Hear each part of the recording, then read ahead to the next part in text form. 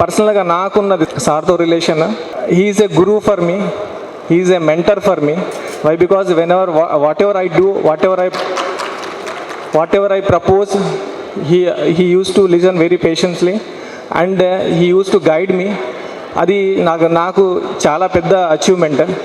Second అంటే ఒక గురువు ఎప్పుడు కూడా మళ్ళీ శిష్యుడు కాడు, కానీ ఈ గురువు కొన్నిసార్లు శిష్యుడు కూడా అవుతారు.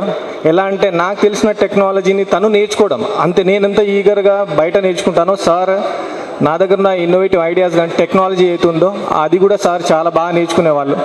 ఇటువంటి లెర్నింగ్ అప్రోచ్ అనేది బహుశా ఒక స్థాయికి వచ్చినాక మన దాంట్లో తగ్గిపోతుంది, కానీ ఆ లెర్నింగ్ అప్రోచ్ సార్ ఎప్పటికీ తగ్గించలేదు. అంతేందుకు మొన్న 20-25 పిల్లలు వస్తే వాళ్ళు అంటే వాళ్ళు కొత్తగా ఏమున్నాయి వాళ్ళ మైండ్లో, కొత్త సబ్జెక్ట్స్ ఏమున్నాయి అనేది వాళ్ళతో డిస్కషన్ అనేది he use to discuss very oftenly and in very detailed. So sir learning process అనేది ఎక్సలెంట్, అది అందరికీ ఆదర్శమే.